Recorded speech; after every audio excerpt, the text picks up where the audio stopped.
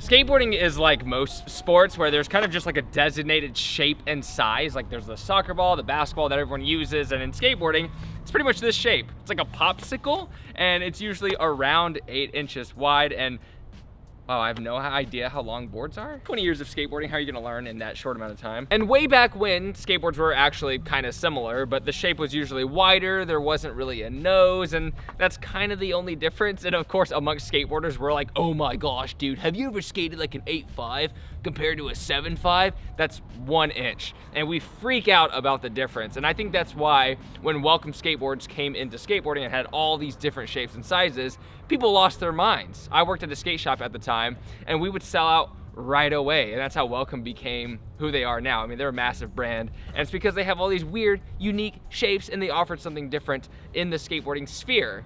So, I got inspired by that one day, and I was like, how can I put my foot placement in this skateboard industry? I'm willing to invest my $200 into something new. I don't see myself as like a business person at all. I'm just kind of like, that would be cool if I could be a business person, but I haven't really done anything but skateboard. But I was like, this is the time, the opportunity to start something completely new that's going to shock the skateboard universe, AKA the universe, because I feel like skateboarders are pretty stuck in their ways. This shape, I mean, this is all I really want to skate, and I think that was like the first red flag is like, what are you gonna design that you actually want to skate more than this? And I just don't know if that's possible. The opportunity, of course, wasn't all bad because I got to talk to a very legendary human being within the skateboard sphere, Paul Schmidt, who actually creates most of the boards that people use. He's probably the biggest manufacturer of the actual decks that people put designs on. So Paul Schmidt, he's been around. He does this thing, and he's made a lot of epic videos on YouTube where you can kind of see his process.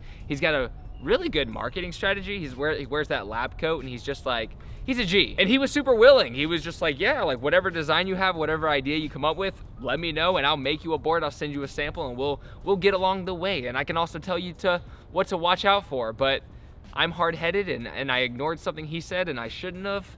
So that's what led us to here. But when I was going on flights, like when I was traveling, it'd always be such a burden to carry my skateboard. Woe is me, life is hard. But you couldn't really fit it in the carry-on luggage. You had to like add it as a carry-on. So I was always like frustrated with that whole process because I felt like skateboards are just kind of like obnoxious. They're kind of big and bulky and I wish they were smaller and more confined, which is why they made penny boards. So that's already been solved, kind of. But I thought, why not a penny board that you can do tricks on and cruise with? So, small board, fits in carry-on, wheels, big, rolls through hard cement, and what else did I say? That's basically it. A small cruiser you can do tricks with. So Paul Schmidt hit me up out of the blue and said, dude, I've been thinking about what you're saying. Where you put the trucks, there's only 1 inch off. If you put it here, you're gonna ruin the whole feel of the board. And he went through all this science that I was like, okay, I'm like in way further than I thought because I know nothing about skateboards. I just realized that. Anyways, I'm gonna pull it out right now. This is what Paul Schmidt sent me, and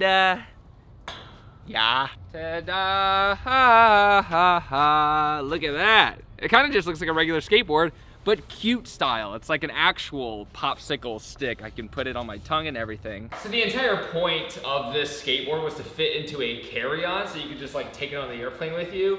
And actually, I don't think that, yeah, I think this is like technically a carry-on, but look how easy it fits. You can just fit it like any way possible. You know, it's like I'm trying to sell this right now, but you know, you saw the title of the video, it's a failure. Wow, literally like a $200 hard drive just right here chilling. So this is my board, and here is a normal size board. So you can totally tell the difference. It's like pretty significantly different. There you go. And in terms of width, it's actually close. Like I think this is an 8 inch. This is 8.25 inches, so it's really, really close. It's obviously way different than a penny board because penny boards are like hella skinny, and this one is. My friend who owns a freestyle skateboard company, Mike Osterman, he actually sent me these trucks and wheels for a freestyle board, and I was like, I'm gonna change it out for now to test it out, but this is it. You can see that it has a little bit of a tail to try to do tricks with, and the nose, it's like kind of enough, but I don't think it can actually like hit the ground though. So if you were to do like a nollie anything, anyways, I'm gonna try to skate with it, and you can see the what I do be.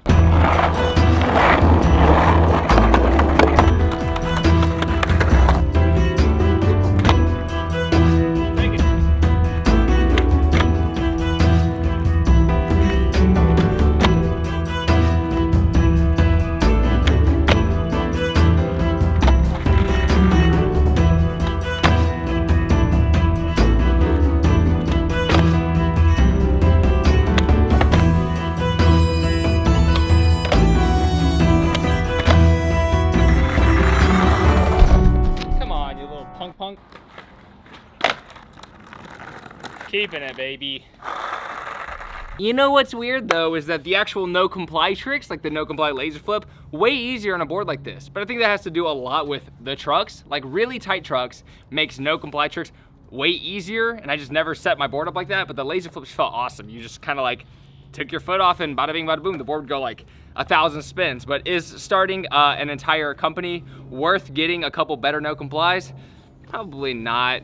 As much as, you know, I want to have my own thing, this is not it. I always want new companies to be introduced. I feel like the most exciting thing recently is that like this board company called Capsule Boards came out, and it's literally like an invincible skateboard made in Brazil or something, he told me. They sent a board to like my Progress Daily guys and they did a whole video about it, but it was basically, it's a skateboard that is virtually indestructible, like literally can get run over by a car a million times.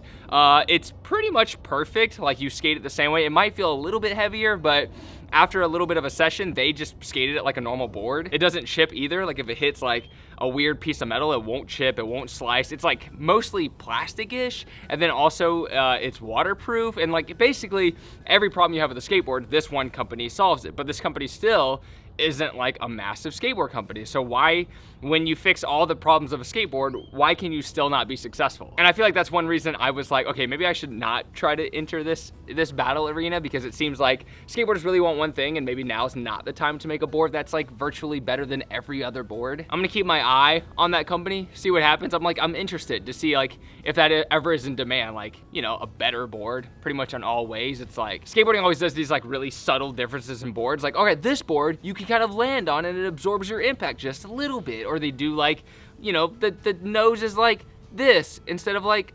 this, you know, the most subtle differences. But I don't know, people make entire companies and sell a lot of boards off these like little nuanced things. But in reality, what I've noticed is that a lot of the distributors make a lot of the same board companies. So people who are always asking me like, what's the best board I should buy? What's the best company?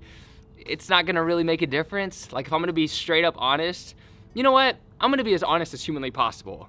I genuinely, from the bottom of my heart, don't believe it will make a difference in terms of you growing as a skilled skateboarder, no matter what board company you buy, as long as it's like a board company that skate shops carry. So you know it's legit if a board company or a skate shop is like, yeah, let's carry the boards. If they carry it, then like pretty much any board you find off Zoomies or whatever, it's not gonna prohibit you from like learning any other trick that anyone else learns. Like if you're not growing fast, it's probably on you. And I also think like the other parts of the board, like the bearings, the wheels, the trucks, like being all distorted, actually have more of an impact than the actual board itself. I think that part's just like, they're all relatively the same. It's like, you know, you're good. I know this video is a little different. It's more like raw and kind of to the point, but that's because I've had trouble coming up with ideas recently. So I'm kind of just like, I'm like forcing myself just to put out whatever, because if I don't, I'll like not upload for a month because I'm like, yo, I'm gonna come up with the best idea ever for YouTube. And then like if it bombs, I'm like, all right, maybe I should just put out stuff, because I think I have, you know, trust my intuition a little more than my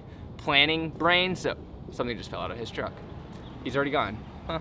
Anyways, if you want to get one of these boards right now, you go to the link in the description. Like I'm selling it all of a sudden, like, actually this board is for sale. No, it's not. You can't buy this. This is the only one. And you know what? I think the world is all the better for that. So thank you so much. Take care. Progress daily and keep going.